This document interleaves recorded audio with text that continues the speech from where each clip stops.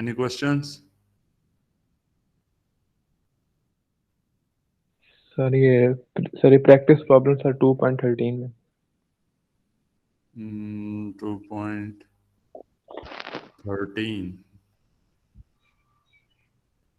दूसरे सेक्शन ने भी यही पूछा था, तो अच्छी बात है, इधर दोबारा पूछ लिया गया। ये 2 एग्जाम्पल या प्रॉब्लम? सर ये प्रैक्टिस प्रॉब्लम 2.13।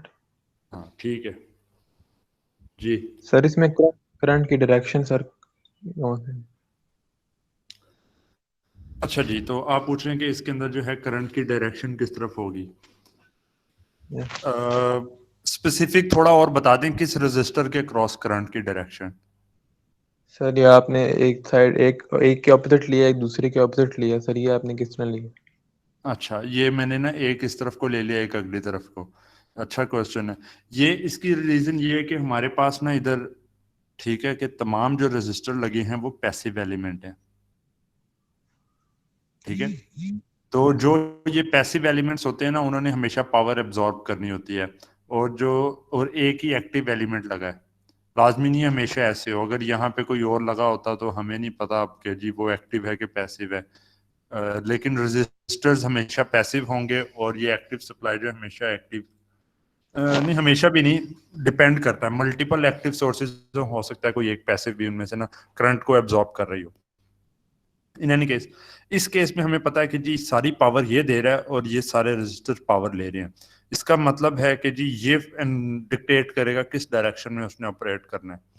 तो यहाँ पे जो है ना, हमारे पास जो करंट टोटल इस साइड के ऊपर आ रहा था, तो मैंने कहा कि जी ये दोनों साइड्स के ऊपर जा रहा होगा। ठीक है, इसको आप ना इसी सर्किट को अगर रीड्रॉ करना हो ना, तो मैं इसको ना अभी आपके सामने ना थोड़ा सा ना एक तरीके से रीड्रॉ करता हूँ। आपने बताना है कि मैं ये सही कर रहा हूँ कि गलत कर रहा हूँ।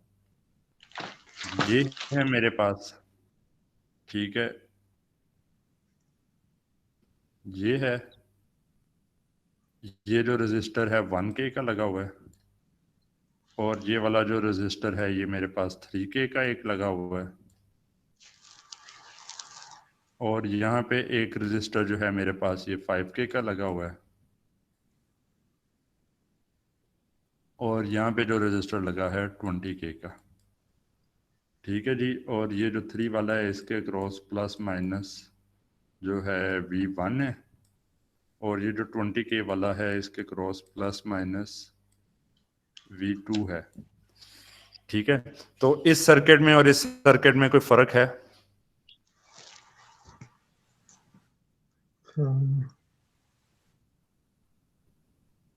जी बताएं। सर डायरेक्शन का। डायरेक्शन, डायरेक्शन तो इररेलेवेंट है ना आपके पास। ठीक डायरेक्शन है। तो एलिमेंट एलिमेंट के क्रॉस देखना होता है ना। इधर बताएं, एलिमेंट के अंदर कहां से जा रहा है? ये नोड ए है, लेट्स से ये नोड बी है, और ये वाली जो नोड है ये सी है। तो इधर मैं कहता हूं कि जी ये नोड ए है, ये नोड बी है, और ये नोड सी है। इधर करंट ए से बी की तरफ जा रहा है, इधर भी करंट ए से बी की तरफ जा रहा है। ठीक है, इधर जो करंट है इसमें से जो अगर मैं कह रहा हूँ, ठीक है, ये कॉम्बिनेशन के अंदर से, तो वो जो है ए से सी की तरफ जा रहा है, तो इधर भी करंट ए से सी की तरफ जा रहा है। समझे कि नहीं?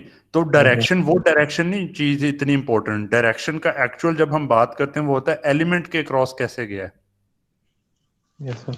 ठीक है, तो यहाँ पे आपने केसीएल लगाना हो तो आप इसको जो है कह सकते हैं कि जी ये आई करंट आ रहा है, तो I1 लेट से ये करंट है, I1 ये है, ये जो है आपके पास I2 आ जाएगा, ये आपके पास जो है I3 आ जाएगा। आप चाहें तो उस तरह से भी सॉल्व कर सकते हैं इसको, पर दोनों सर्किट्स इक्विवेलेंट हैं। पर मुझे ये पता है कि जी ये क्योंकि पैसिव एलिमेंट है और ये एक मेरे पास जनरेशन का सोर्स है, तो मैं यहाँ पे कंसिडर करता हूँ कि जी ये करंट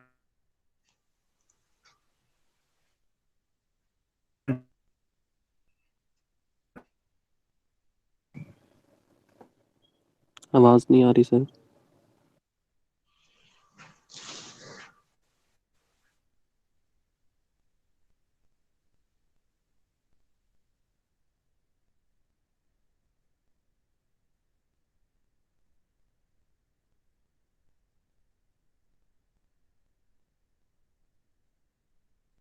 जो है ना लाजमन ए से सी की तरफ को मूव कर रहा होगा, दोनों केस वीक लगती है, तो इससे कोई फर्क नहीं पड़ता।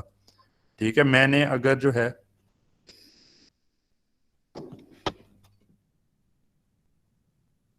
सर वो आवाज चली गई थी फिर। जी जी जी मैं वही देख रहा हूँ, अभी ठीक हो गया। Yes sir.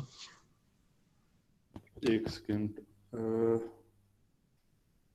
यहाँ पर से लो जी, अब मुझे दोबारा ये वाला भी खोलना पड़ेगा।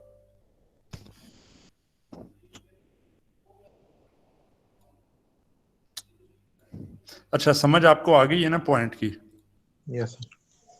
ठीक है, कि आपके पास जो है ना वो इररेलेवेंट एक चीज है, आप चाहें तो ऑपोजिट डायरेक्शन पे ले लें, मैं आपको खाली बता रहा था कि मैंने क्यों उस तरह से लिया।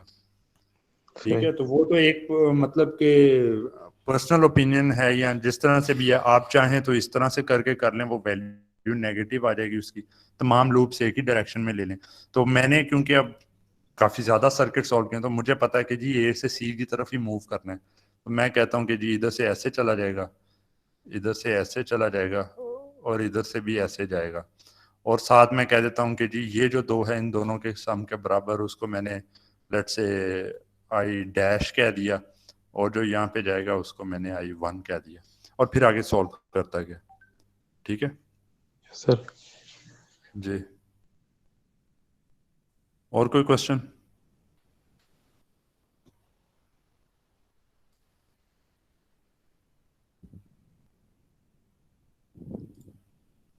क्वेश्चन? नेट तो नहीं डिस्कनेक्ट हो गया? नहीं, नेट ठीक है, क्वेश्चन पूछें। मेरे ख्याल में लेक्चर रिलेटिवली मुश्किल था, तो क्वेश्चन थोड़े ज्यादा होने चाहिए।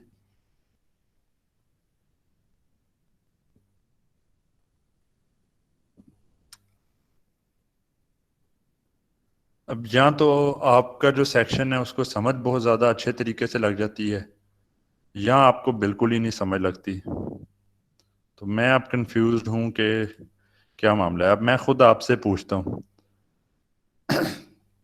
तो ये बताएं कि ये जो है वाई डेल्टा जो है, वाई टू डेल्टा और delta to Y transformation, let's say ये वाला एक आपके पास नेटवर्क है, ठीक है, ये अगले लेक्चर के अंदर ये सॉल्व करने वाली चीज़ है। तो ये नेटवर्क है, तो इधर बताएं इसके अंदर कहीं पे आपको जो है वाई या डेल्टा कॉन्फ़िगरेशन नज़र आ रही है इसमें? सर दोनों नज़र आ रहे हैं। जी सर दोनों नज़र आ रही हैं।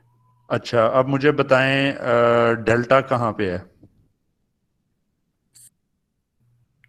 डेल्टा ये बनती है 15, 5 और 20 ओम वाली जो है लूप। अ, कौन सी, दोबारा रिपीट करें। 15, 5 और 20 ओम वाले जो रजिस्टर्स लगे हुए नीचे, हाँ, ये क्या बनते हैं? ये डेल्टा। नहीं, आपने कहा है कि जी डेल्टा बनते हैं 12.5, 5 और नो 15 सर, वाले। जी नो सर, 15, 5 और 20 वाला कहा है मैंने। हाँ, वो बनता है, ठीक है। और 20, तो ये हमें एक ना डेल्टा, इसमें ये नोड एक कॉमन है, तो ये डेल्टा बन रहा है। और ऊपर से अगर हम देखते हैं तो ऊपर से भी एक डेल्टा बन रहा है। फिर हम अगर इस पॉइंट और इस पॉइंट में देखते हैं, सर एक वाई भी बन रहा है। हाँ एक वाई भी बन रहा है, तो ये हमारे वाई पास ये यहाँ पर से भी एक डेल्टा बन रहा है, हमारे पास ये ऊपर से भी एक डेल्टा बन रहा है, हमारे पास ये नीचे से भी एक डेल्टा बन रहा है।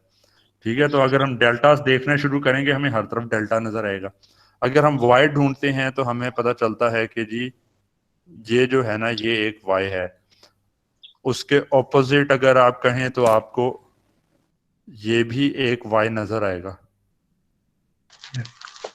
ठीक है ना? पर अब जी जो सर। है इसमें से उन्होंने जब सॉल्व करना है तो उन्होंने कहा कि जी हम सॉल्व करते वक्त देखते हैं कि इन 3 पॉइंट्स के बीच में जो है ना हमारे पास एक ना डेल्टा टाइप जो है, मतलब कि जो सेंट्रल है ना इनमें से, अगर हम इसको वाई से जो है डेल्टा में करेंगे तो हमारे पास एक इस तरफ को रजिस्टर आ जाएगा, एक इस तरफ को रजिस्टर आ जाएगा, और एक इस तरफ से रजिस्टर आ जाएगा। और वो क्या होगा कि ये रजिस्टर इसके पैरेलल में, ये इसके पैरेलल में, और इन दोनों के इक्विवेलेंट ये इसके पैरेलल में हो जाएगा। तो उस केस में हमारे लिए ये पूरा का पूरा जो है इसको सॉल्व करना ना रिलेटिवली बहुत आसान काम हो जाएगा। तो अब बजाय इसके अगर दूसरा कोई भी और सोल्यूशन लेंगे, हो सकता है आपको 2-3 दफा इसको सॉल्व करना पड़े, delta to Y, Y to delta. पर ये आइडेंटिफाई करने के बाद उसने जो है आसान तरीका निकाल लिया। तो उसको जब करना होगा, यहाँ पर से जनाब रजिस्टर अगर आपने निकालना है इसकी वैल्यू, वो कैसे आप निकालेंगे? तो जी डेल्टा के केस में आपने क्या करना है, उसको करना है ये 2 मल्टीप्लाई 5 टाइम्स 10 प्लस आपने क्या करना है 10 टाइम्स 20 प्लस आपने क्या करना है 20 टाइम्स 5, सारा करने के बाद और ऑपोजिट वाला 10 ओहम से डिवाइड कर दिया। RARB RC वगैरह जो है ना वो समझने के लिए टेक्निक है, पर आपने खाली ये किया और आपके पास रिजल्ट आ गया। ठीक है, तो ये क्योंकि यस वो आज सिर्फ थ्योरी तक रोक दिया ना, तो इस वजह से आपको सही इसकी ना एप्लीकेशन नहीं समझ आई। नेक्स्ट लेक्चर के अंदर ना वो चीज आएगी। और कोई क्वेश्चन? सर हमें कैसे श्योरिटी होगी कि हम जो कर रहे हैं वो 100% है? मतलब रीअरेंजमेंट जब करते हैं ना तो उस टाइम तो हमारे सामने, अभी तो सॉल्व होता है सामने तो पता लग जाता है कि हम कर रहे हैं तो सही है, लेकिन जब पेपर में हम करेंगे तो नहीं, आप यूं तब की देखें बात ना कर कि रहे हैं। ये टी है, अगर इसको सॉल्व करेंगे तो डेल्टा कैसा बनेगा? एक इधर आ जाएगा, एक जी इधर आ सर। जाएगा, और एक आपके पास यहाँ पे आ जाएगा। जब ये डेल्टा इस तरीके से आएगा तो ये और ये पैरेलल में है, ये और ये पैरेलल में है। ठीक है ना? तो आपके पास सॉल्यूशन आसान हो जाएगा। जी सर। तो जी वो सर। आप वो चीज तो आप पहले देख सकते हैं ना कि जी किसको किया जाए। आप अगर अगर वो उस तरह देख के आपको अंदाजा हो रहा है कि जी मुश्किल होगा, वो वाला ना ऑप्ट करें। मसलन एक और ही अगर इसको जो है यहाँ पे हम करना चाहें तो हम यूं भी कर सकते हैं, उससे भी मसला हल ही होगा। एक इधर से डेल्टा के केस में आ गया, एक ये आ जाएगा, और एक हमारे पास ये वाला आ जाएगा। ठीक है, तो ये इस तरह से कर लें इसके क्रॉस, तो भी ठीक है। ओके ठीक है ना? सर। तो ये तो फिर वो आपको उसमें देखना पड़ेगा ना कि किससे मसला हल होता है, किससे नहीं होता। जी, और क्वेश्चन?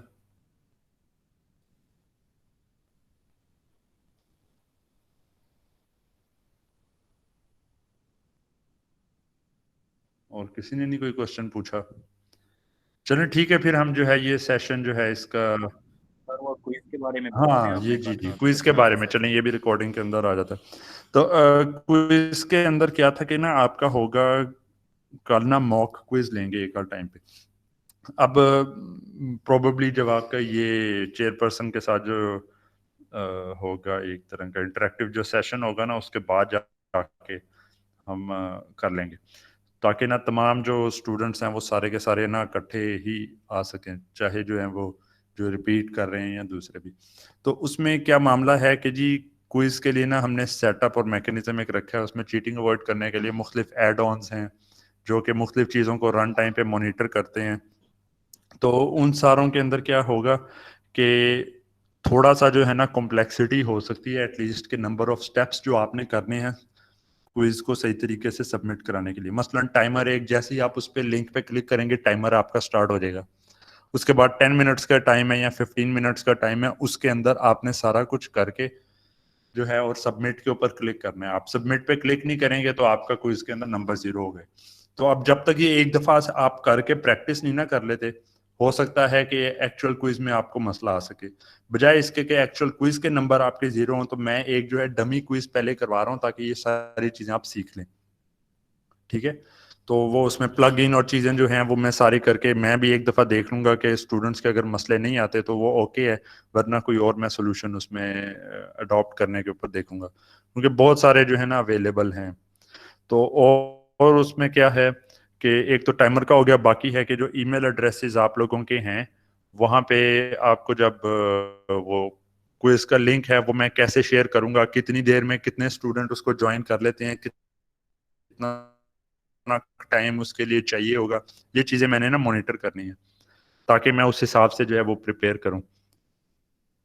और क्या चीज होगी कि आप लोगों ने ये जो GCF वाले जो ये ईमेल एड्रेसेस नहीं बनाए हुए, जीमेल वाले, जो इन लेक्चर्स के लिए जहाँ पे आपने अपना फर्स्ट नेम और चीजें इस तरह से लिखी हुई हैं, तो वही जो है ना ईमेल एड्रेसेस के थ्रू आपको ना ईमेल रिसीव होगी कि जी क्विज का ये लिंक है, इतने बजे से जो है ना इतने बजे स्टार्ट हो जाना है, या इस तरह की चीजें।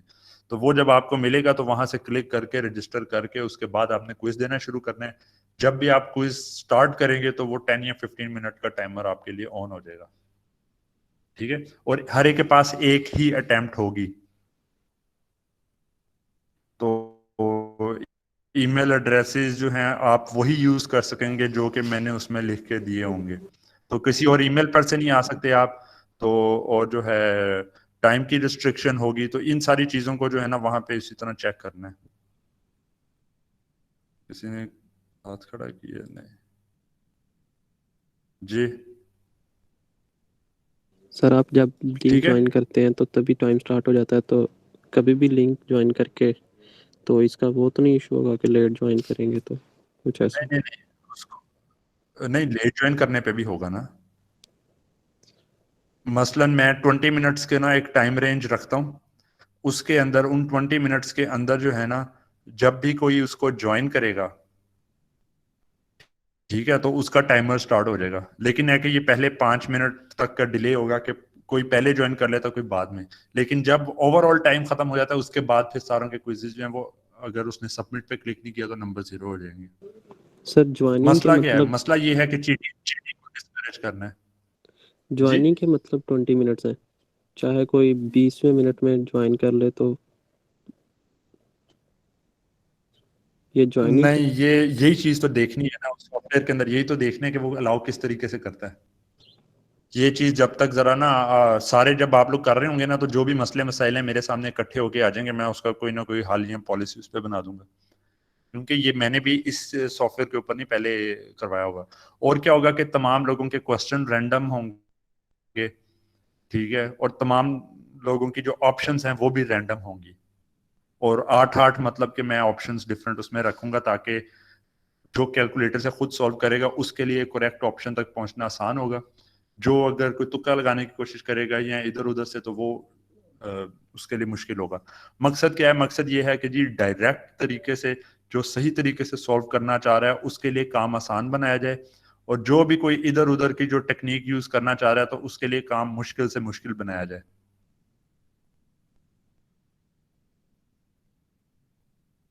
ठीक है। तो सर ये कब होगा, किस दिन, क्या टाइमिंग होगी इसकी क्विज टेस्ट की? कल अभी डमी क्विज होगा और वीकेंड के ऊपर मैं सोच रहा हूँ कि हम एक्चुअल उसको रख देंगे। ठीक सर। ठीक है, वीकेंड पे मैं इसलिए कह रहा हूँ, या और भी कोई टाइम अगर है आप लोग सजेस्ट कर देते उस वक्त। वीकेंड का मैं इसलिए कह रहा हूँ कि जी तमाम जो बैचेस के जो जितने भी स्टूडेंट्स हैं वो सारे अवेलेबल होंगे, एक ही टाइम पे क्विज हो जाएगा, तो मुझे मल्टीपल नहीं कंडक्ट करने पड़ेंगे।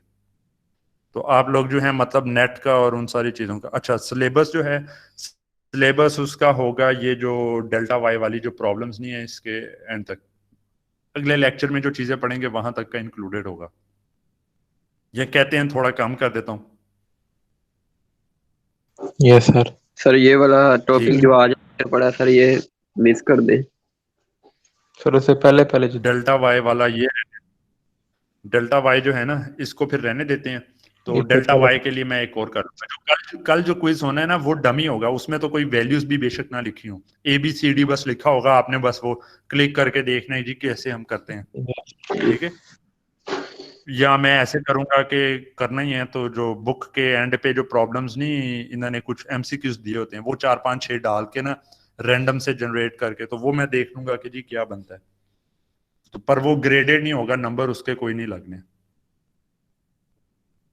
जी सर ठीक ठीक है। है, तो बाकी जो है ना एक्चुअल जो क्विज के अंदर आपके पास ना होंगी प्रॉब्लम्स, ठीक है, वो प्रॉब्लम्स होंगी जिनको किसी ना किसी पेज पे साथ आपके पास पड़ा हो, पेज पे आपको शायद सॉल्व करना पड़े, सॉल्व करके आप उसके रिजल्ट पे कैलकुलेटर साथ यूज करना पड़े, वो सारा करने के बाद आप रिजल्ट तक पहुंचे और फिर करेक्ट ऑप्शन वहां से चूज करनी है। तो ऐसे ना हो कि बगैर पेज बॉल पॉइंट वगैरह के जो है आप बैठे करने के लिए, वो फिर आपका वहां से भी टाइम जाया होगा। ठीक है, जी एक दो सर। मैं शायद ना एक्चुअल किस्म की कोई प्रॉब्लम भी डाल दूंगा ताकि ना जरा जिसमें टाइम आपको लगे तो पता चल जाए कि किस तरह से आपको भी ज़रा आइडिया अच्छी तरह हो जाए। ठीक है, चलें सही है। अभी जो है ये लेक्चर का टाइम भी ओवर हो गया, तो नेक्स्ट लेक्चर के अंदर जो है ना फिर अब हम मिलते हैं। ओके जी। ओके सर, अल्लाह हाफिज। ओके सर, अल्लाह हाफिज़। Okay sir.